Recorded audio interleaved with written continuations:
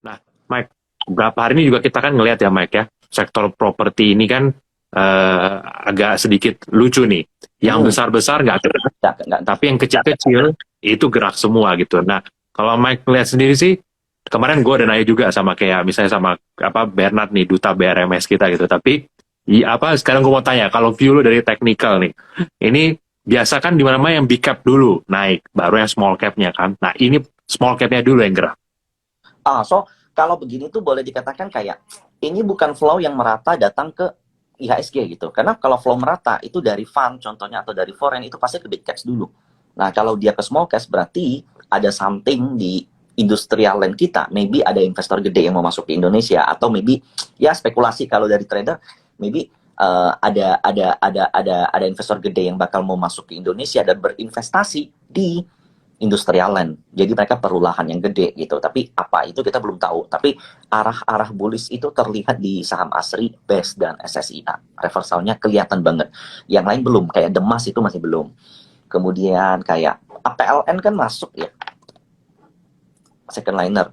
Ya itu juga ada kelihatan mau reversal. Tapi pribadi sendiri saya ngelihat ASRI dan BES itu which is very very interesting ya. Apalagi ASRI itu kalau kita perhatiin foreign akumulasinya itu selama 2-3 bulan ini tuh amat masif. Dan sedikit aneh padahal ASRI kalau seandainya dolar tinggi itu debt mereka tuh bakal makin tinggi gitu. Itu makin pressure ke laporan keuangan mereka. Ya, oke. Nah, Mike, ini juga yang menurut gua sih mungkin teman-teman sering ngerasain, kita juga lah Mike gitu ya. Lu apa pasti pernah lihat lah Mike. Maksudnya saham-saham yang kalau lu zoom dari jauh nih setelah selama 6 bulan terakhir, ini sih naik gitu kan. Naiknya lumayan nih, 50%, 60%. Tapi kalau lu lihat sebenarnya dia pergerakan day to day-nya itu tuh bisa dibilang benar-benar menguji kesabaran lu. Contoh, misalnya kayak eh, BRMS, Hmm. contoh kayak Akra, Hmm. ya kan? Contoh kayak misalnya apa? MDKA. Hmm. Ketika lu lihat chart 6 bulan, wah, Bullish. seandainya gue hold 6 bulan, gitu kan?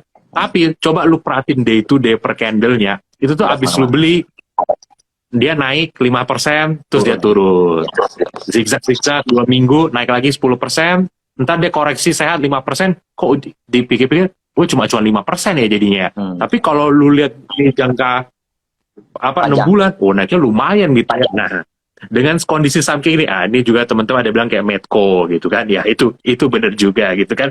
Nah, apa kan apa kita selalu pakai ya seandainya gue tahu what if, selalu kan what if gitu kan, tapi masalahnya kan nggak segampang itu gitu. Nah, dengan karakteristik saham kayak gitu Mike, apa strategi apa yang lu prefer? Apakah ya udah tiap dia break resistance gue jual aja dulu sebagian take profit dulu aja gitu loh. Nah, atau ya udahlah namanya juga swing trading gitu kan, ya hold aja gitu. Yang penting kan toh nanti 6 bulan siapa toh memang apa bigger trendnya tuh naiknya lumayan gitu. Menurutku justru beresiko ya kalau seandainya kita punya plan swing, apalagi di saham yang uptrend, kita terlalu sering jual beli sampai barangnya hilang gitu. Jadi sering sekali ada istilah hilang barang gitu, karena kita coba ngejual dulu pengen beli lagi di bawah. Di bawah nggak sampai dia udah terlanjur break high, berani nggak kalian beli? Secara psikologis enggak kan?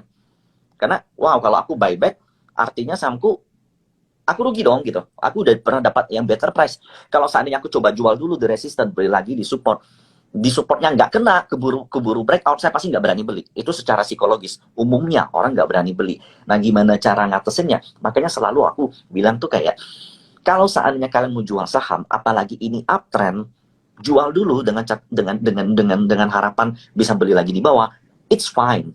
Dengan catatan, jangan jual habis. Karena kalau kalian jual saham uptrend, kalian jual habis, mau ngejarnya nanti pasti ada psikologis yang ngebuat kita kayak ngerasa wah ini udah mahal nanti koreksi gitu.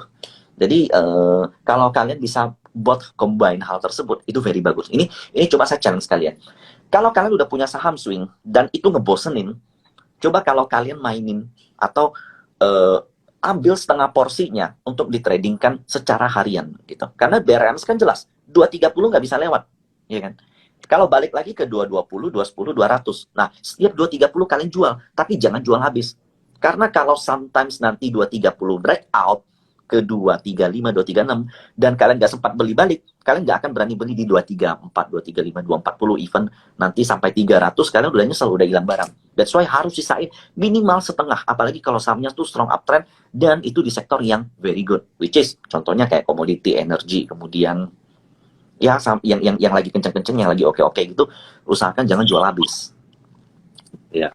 Contoh paling simpel mungkin kita pakai yang blue chip call deh, Mike, Adaro.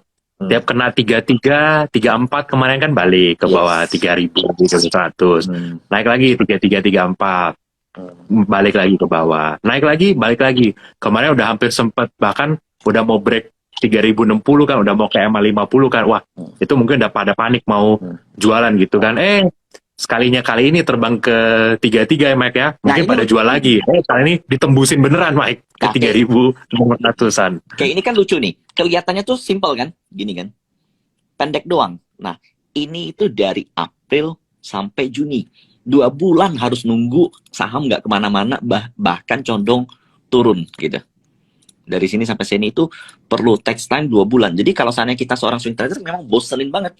Kalau seandainya market lagi kemana-mana ya nggak bisa ngapa-ngapain kita gitu. Nah, that's why memang swing trader itu diuji itu kesabarannya. Dan kalau seandainya kalian mau istilahnya tektok, jual di sini, beli di sini, jual di sini, beli di sini, usahakan jangan habis porsinya, sisain setengah. Nah, permasalahannya kan banyak teman-teman yang bilang kayak gini, nanti average jadi rusak, cuannya tuh jadi kelihatan nggak gede ya. Kalau kalian bisa catat sendiri jauh lebih bagus. Kalau seandainya pakai 2 account itu juga oke untuk atasin hal-hal seperti ini. Karena kalau teman-teman jual lalu beli lagi, ini kan kayak bisa rusak average-nya memang. Tapi itu akan jauh lebih baik daripada teman-teman jual habis. Karena hakikat dari seorang swing trader memang adalah hold until trennya patah. Cuman memang itu ngebosanin. Iya, betul. Intinya pada dasarnya Mike, simpelnya ya. Ya kalau setiap harga naik, kalau takut posisinya jadi rugi, selalu cicil jual aja ya Mike ya. Yes. Saya udah naik berapa persen, cicil jual sepertiga. Naik lagi 10-20%, jual lagi sepertiga. Terus gitu aja Mike ya. Maksudnya at least nggak ada yang salah dengan profit taking ya Mike ya. Yang penting kalau emang kita yakin masih bagus, ya udah hold aja sebagian gitu ya. Jadi sampai atas pun at least kita masih punya sahamnya gitu ya. Ya, itu ya itulah Mike ya, makanya kita selalu bilang ya Mike ya, chart itu kalau dilihat enak banget gitu ya, 6 bulan naik 60%. Coba perhatiin candlenya satu demi satu, bayangin gini, setiap hari kita hanya ngeliat market itu kan setiap hari ya, day to day. Bayangin tiap hari liatin candle kayak Adaro kayak gini nih, selama 2 bulan, naik turun, pasti ngebosenin gitu. Tapi buat orang yang ngelihat, cuma 6 bulan doang, ini keren ya, naik terus ya gitu ya. Nah makanya teman-teman mungkin harus ngeliat grafik itu kadang-kadang diperhatiin juga ya Mac ya, kayak psikologinya itu day to day-nya itu seperti apa gitu market gitu, supaya nanti teman-teman juga mungkin lebih sabar next time ya kalau jadi swing trader. Kalau bisa tuh jangan lihat, kalau swing trader tuh jangan ngelihat harga saham tiap hari, karena pasti bakal ada gatel aja, pengen jual, pengen beli, pengen kayak ini ada uang nganggur nih gitu. Masa aku cuma ngelihat harga saham Adaro minus 2% aku nggak ngapa-ngapain gitu. Jadi kalau bisa swing trader itu pertama, kalau untuk teman-teman yang masih sering ngalamin kayak begini, satu, jangan sering lihat market tiap hari untuk seorang swing trader. Yang kedua, kalau seandainya kalian bosen dan ngelihat karena gini, aku pengen jadi seorang Warren Buffett, tapi aku lihat harga saham tiap hari, nggak mungkin dong. Artinya udah nggak bener gitu. Tapi aku punya, memang aku punya style, aku punya naluri itu untuk ngelihat harga saham tiap hari. That's why mungkin stylenya Warren Buffett itu nggak cocok buat kamu. Jadi ya kamu mesti bagaimana nyesuaiin hal tersebut. Jadi kalau kamu ngelihat saham tiap hari, tapi kamu sukanya nge-hold, that's why kamu harus pisahkan porsi di situ. Nah, salah nggak sih kita hold Adaro kemudian kita jual lagi? Nggak salah. Menurutku nggak salah. Selama yang kamu beli dan jual itu masih punya peluang upside, menurutku nggak salah. Makanya harus dibedakan. Saya beli Adaro untuk hold dengan saya beli Adaro untuk jual dan beli. Oke. Nah ini komennya ada yang lucu Mike. Pengen kayak Warren Buffett, tapi belajarnya scalping kok. Oke. Nah makanya ini sering terjadi ya Mike ya. Maksudnya pertama beli mau jadi investor, tapi naik 10% keluar, akhirnya jadi trader. Tapi lebih sering beli pertamanya maunya niatnya trading, akhirnya pas turun jadinya investor karena ngehold sampai posisinya loss dalam. Nah jadi Makanya disesuaikan sama profilnya teman-teman juga ya. Jangan sampai pertama niatnya apa, jadinya apa, niatnya trader malah jadi investor akhirnya gitu. Oke, oke. Nah, Mike, kalau dengan kita balik lagi ya ngomong kondisi market sekarang, karena kan tadi juga kita lihat teman-teman juga pada bilang ya market sekarang lagi nggak gampang ya. Dan satu hal juga yang kemarin kita sempat ngobrol juga, Mike ya, tahun ini tuh bisa dibilang kita masih lack of saham yang benar-benar bikin ibaratnya tuh everybody crazy about stock market. Kalau 2020 kita punya Antam, BRIS, KF dan teman-temannya. 2021 kita punya Arto, kita punya BBHI, kita punya DMMX dan ya maksudnya yang big cap gitu kan. Nah, tahun ini oke, orang bisa bilang oh ada SMDR yang naiknya kenceng apa segala macam. Tapi kita belum lihat nih ada saham yang benar-benar sampai primadona yang it's like everybody punya nih barang gitu kan. Nah, menurut Mike sendiri ada possibility dari ini balik lagi ya Mike ya. Ini kan ya mungkin adalah unsur tebak-tebakan sedikit gitu kan. Tapi kan balik lagi biasa saham yang begini kan ada story-nya gitu kan. Nah, menurut Mike saham yang kini nanti bakal datang dari sektor mana, Mike? Waduh, ini berat ya kalau ngomong ya. Tapi tebak-tebakan aja. Namanya cuma tebak-tebakan. Nah, kalau menurutku maybe ya kalau seandainya nanti energi terkoreksi, justru dan market sedang dalam keadaan crash karena kita lagi persiapan US itu crash, maka saham-saham seperti ini mungkin in my view itu bakal datang dari sektor consumer non cyclical yang kemarin udah ditinggalin gitu. Yang kemarin udah benar-benar nggak ada yang pengen lihat lagi. Nah, itu ada potensi untuk dia rebound. Oke. Jadi consumer non-cyclical ya, Mike ya? Yes. Menurut lo akan dari situ. Dan ini kemungkinan besar akan muncul once si energinya agak topping gitu ya, bisa dibilang ya. Ini akan muncul. Oke. Karena kalau gue sama ini, Kobernat, taruhannya di ini bro. Di grup yang satu itu yang udah lama diem, yang gue bilang itu, yang harganya masih 50-an. Itu before crash, Mas. Itu kalau main, Mike, pasti rame market. Kalau yang itu main. Oke. Ini kita coba lagi, kita gali lagi ya teman-teman ya. Mungkin kalau teman-teman ada pertanyaan, teman-teman boleh submit juga. Nanti aku bacain juga ya. Ini coba deh, kita kasih deh satu buat teman-teman nanya dulu. Mana nih? Coba kita lihat. Oke. Nah, Ko MY minta view-nya dong untuk saham nih Bird. Bird ini memang menurut gua juga menarik ya Mike ya. Karena kan kalau kita tahu sekarang harga yang online itu kan udah pada lebih mahal bahkan daripada taksi biasa gitu kan. So, memang secara recovery story ada nih story-nya gitu kan. Nah, tapi kalau menurut Mike sendiri dari grafik kayak gimana Mike? Justru pergerakan Bird ini betul ya, jadi kayak online offline itu justru bahkan bisa kayaknya kalau nggak salah lebih murah ya daripada online ya. Dan Bird sendiri saat ini tuh kalau menurutku ini lagi prepare to bullish. Jadi kalau teman-teman yang nggak dapet di bawah, jadi pergerakannya itu kan very cepat ya. Nah, rebound dari sini itu cuma 2 hari doang gitu, cuma 2 hari doang udah naik segini lalu istirahat. Nah, ini lagi Sun lagi istirahat di areal neckline dan targetnya itu bisa ke 2000 ke atas. Jadi Bird ini yang menarik, ada peningkatan volume juga di bawah sini. Nah, bicara katalis, ya benar kita tahu lah katalis dari Bird ini apa kalau seandainya pasar udah dibuka, kemudian PPKM sudah makin tipis, lalu pelonggaran pengetatan protokol COVID. Jadi biarkan dia bermain di areal ini dulu, yaitu areal ya 1006, 1008, kurang lebih 200 poin areal sideways-nya. Oke. Nah, ini juga yang baik ditanya teman-teman nih Mike. Saham-saham yang naiknya kenceng banget sampai bingung cari entry-nya. SMDR, terus juga INDR gitu kan. PSSI, Temas gitu kan. Nah, kalau untuk menghadapi saham-saham kayak gini, Mike, biasa lu cari posisi entry itu di mana, Mike? Apakah lu pakai mungkin moving average atau banyak lah orang kan pakai berbagai metode gitu. Kalau lu sendiri menghadapi saham yang gerakannya liar ke atas ini gimana? Terus terang tuh kalau seandainya udah kenceng gitu juga, aku pun bingung kalau mau entry di mana. Itu satu. Yang kedua, akan jauh lebih baik kita sabar, nunggu diskon sampai dia nyentuh titik-titik awal di mana dia breakout dan perhatikan volumenya. Nah, contoh ya, ini contoh study case di Temas ya. Jadi, kalau teman-teman lihat Temas, ini kan titik tertingginya itu kan ada di sini ya. Di situ. Nah, ketika dia kenceng di sini, kalau teman-teman kejarnya di sinilah. Kemudian dia terkoreksi begini, gimana nggak jiper gitu? Atau nggak, paling enggak kalau porsinya gede itu udah pasti panik, udah pasti pucet ini. Dari 2.500 ke 1.006 itu terkoreksi hampir 1.000 poin, hampir 50% gitu.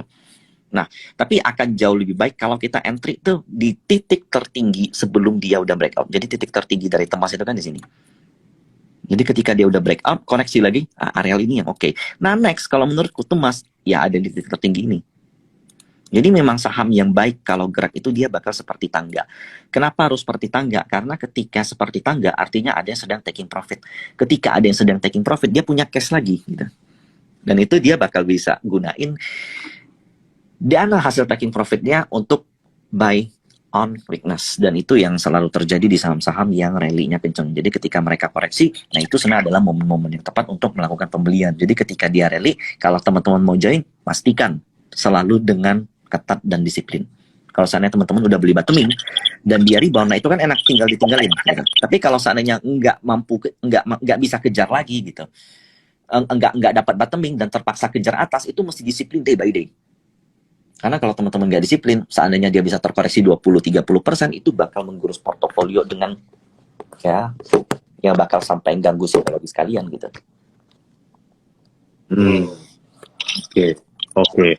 Jadi kalau lo berarti nyaranin Mike, kalau ketemu saham yang model larinya kenceng kayak gitu, kalau untuk teman-teman yang masih baru ya, kita ngomong balik lagi yang masih baru, better tunggu di previous resisten ya berarti ya, ketimbang coba-coba ngejar di atas. Oke. Karena saham yang kenceng itu benar-benar latihan untuk kita nahan, kita punya FOMO gitu. Jadi ada dua tipe trader ya. Pertama, dia FOMO kalau melihat harga saham tinggi.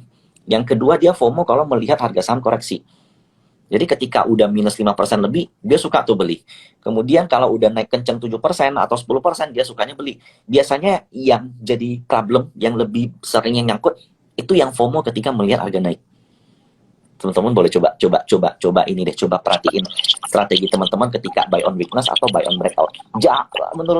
Menurutku, dan observasiku sama klien-klien, kebanyakan yang common problem dari yang nyangkut itu adalah yang FOMO. Yang naik 10% takut ketinggalan gitu. Ngelihat orang hore-hore dia nggak punya, ngerasanya wah nggak bisa nih, aku harus punya nih, sehingga 10% pun dikejar gitu. Nggak peduli resisten di mana, nggak peduli targetnya kemana gitu. Tapi kalau mereka yang FOMO-nya itu ketika melihat harga saham koreksi, itu biasanya portofolionya lebih better. Oke. Nah, ngomong-ngomong tadi soal FOMO ya Mike ya. FOMO itu kan ya bisa baik, bisa buruk impact-nya. Tergantung seberapa beruntungnya kamu dan seberapa pengalamannya kamu juga. Contoh misalnya udah naik 10%. Pas kita kejar, malah ternyata turun. Contoh kayak MDLN kemarin. Atau TRU. Jumat kemarin kan TRU, TRUE itu. Dari 90 langsung hajar ke bawah. Tapi ada juga yang kayak kemarin Mike Energy. Begitu naik 10%, kita kan pasti agak takut nih. Apalagi lihat 2 minggu sebelumnya kan tiap dia mau naik kan ketahan terus kan. Nah, Mike sendiri biasa gini, kan balik lagi, tidak ada yang 100% strategi perfect di market. Tapi kalau lu biasa Mike, bedain breakout mana yang bakal sukses, kayak energi kemarin, sama yang kayak modelan MDLN kemarin gitu, biasa lu pakainya itu ngelihatnya lebih kayak gimana? Maksudnya ya again, not perfect, pasti bakal ada salah. Tapi maksudnya yang lu mitigate gitu tuh gimana stepnya?